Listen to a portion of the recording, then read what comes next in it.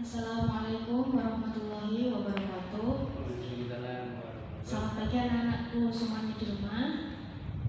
Hari ini, untuk saat ini, materi yang akan kita bahas adalah materi tentang arti zakat, infak, dan sedekah serta manfaatnya. Jadi yang pertama akan kita bahas adalah mengenai zakat. Zakat ini dari bahasa Arab. Secara istilah, secara bahasa, zakat berasal dari kata zakah, yang artinya adalah suci. Kenapa bisa disebut suci? Karena zakat ini nanti untuk mensucikan diri sendiri, diri kita dan harta kita dari kemungkinan perolehan yang tidak halal. Kemudian zakat dari kata zakah itu juga memiliki arti yang artinya berkah, tumbuh dan berkembang.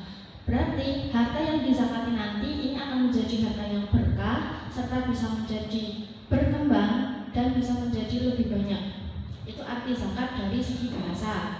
Untuk zakat dari segi istilah, yaitu artinya harta yang wajib dikeluarkan oleh orang yang memiliki syarat, yang memenuhi syarat dan diberikan kepada 8 golongan yang telah Allah sebutkan di dalam Al-Quran. Kemudian perintah zakat itu ada di dalam Al-Quran. Firman Allah yang berbunyi Bismillahirrahmanirrahim, wa aqimus sholata wa atuz zakata warka'u ma'ar raki'in, yang artinya dan dirikanlah sholat dan keluarkanlah zakat dan rukuklah bersama orang-orang yang rukuk. Dari dalil ini berarti zakat itu hukumnya adalah wajib.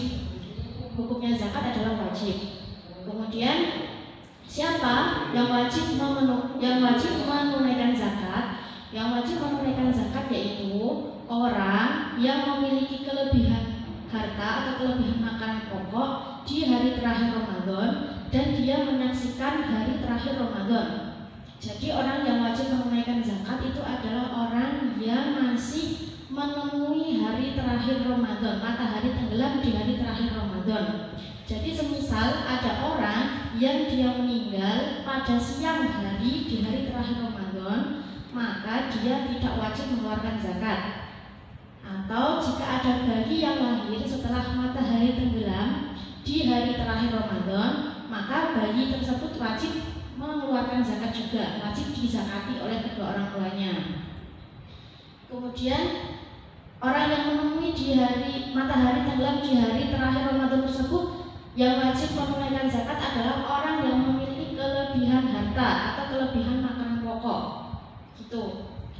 Ini yang kita bahas adalah tentang zakat fitrah ya.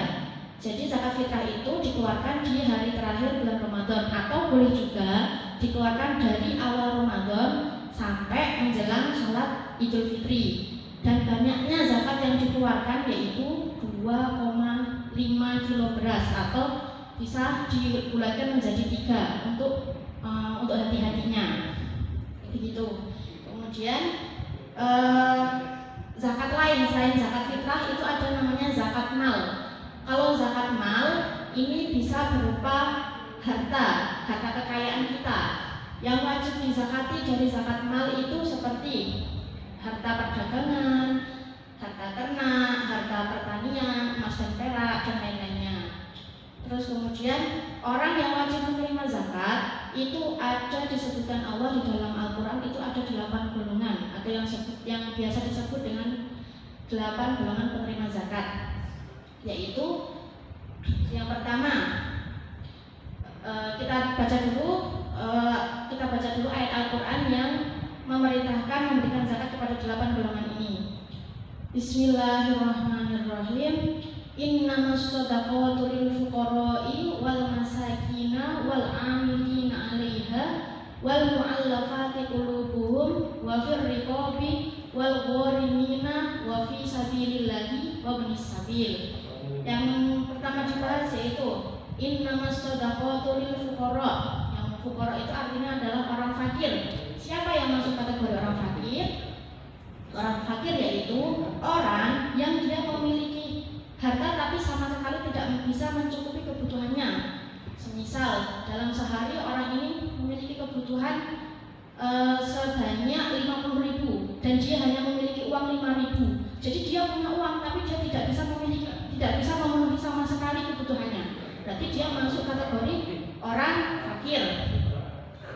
Kemudian yang kedua adalah innamas shadaqatu lil fuqara'i wal masakin. Yang kedua adalah orang miskin. Siapa yang masuk kategori orang miskin? Yang masuk kategori orang miskin yaitu orang yang dia ini memiliki harta dan memiliki pekerjaan tapi kurang untuk memenuhi kebutuhannya. Jadi semisal seseorang itu satu hari kebutuhannya 50.000, tapi dia ada pekerjaan, ada harta yang hanya menghasilkan sebanyak 40.000 atau 30.000, jadi kan kebutuhannya masih kurang. Nah itu masuk kategori orang miskin. Yang selanjutnya yaitu innamas shadaqatu lil fuqara'i wal masakina wal 'amilina 'alaiha. Wal 'amilina 'alaiha ini yang dimaksud adalah orang yang bertugas menjadi amil zakat. Amil zakat ini tugasnya adalah menjadi panitia zakat yang biasanya membagi-bagikan zakat tugasnya. Nah, dia juga berhak untuk menerima pembagian zakat ini. Yang selanjutnya yaitu wal mu'allafati qulubuhum. Wal mu'allafati qulubuhum ini artinya adalah orang yang dilembutkan hatinya. Artinya orang mu'allaf. Orang mu'allaf ini orang yang baru saja masuk Islam. Berarti hatinya dia ini masih lembut, masih berarti imannya ini kan belum kuat kalau baru masuk Islam. Nah, dia juga wajib menerima zakat walaupun dia orang kaya, karena dia masuk kategori orang mu'alaf. Kemudian yang selanjutnya wal mu'allafati qulubuhum wa fir riqabi. Riqab ini adalah budak. Nah, untuk saat ini kan kita tidak menemui budak ya, jadi tidak usah dibahas. Untuk selanjutnya yaitu wal gharimina. Gharim itu adalah orang yang dia memiliki beban hutang yang sangat banyak sampai dia kewalahan untuk membayarnya, maka dia juga dia juga berhak untuk menerima zakat. Wal gharimina wa fi sabilillahi.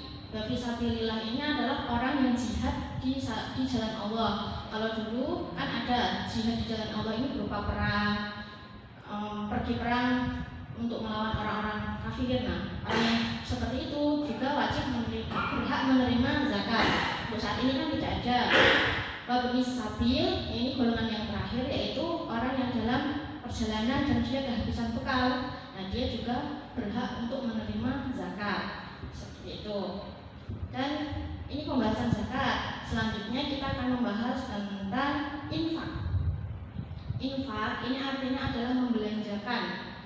Karena artinya membelanjakan berarti infak ini adalah berupa harta.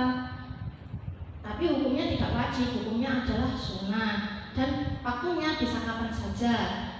Kemudian kalau sedekah ini tidak harus berupa harta. Kalau sedekah ini bisa berupa kebaikan apapun. Atau biasa kita dengar ada hadis yang berbunyi senyum untuk saudaramu adalah sedekah. Nah, seperti itu. Atau satu kalimat tasbih bisa disebut sedekah. Nah, jadi kalau infak itu berupa harta, kalau sedekah itu bisa berupa kebaikan apapun yang kita lakukan. Nah, ini hukumnya sama-sama sunnah dan sama-sama diperintahkan di dalam Al-Quran. Sekian dari saya. Ini materi tentang zakat, infak, dan sedekah. Jadi untuk penutupnya saya akan memberikan kesimpulan. Kalau zakat ini kan hukumnya wajib dan ada waktu tertentu untuk mengeluarkannya. Kalau infak ini hukumnya sunnah dan dia dikeluarkan berupa harta. Kalau sedekah ini hukumnya juga sunnah dan dia bisa dilakukan dengan perbuatan baik apapun, tidak harus harta. Itu begitu ya. Semoga bisa dipahami. Assalamualaikum warahmatullahi wabarakatuh.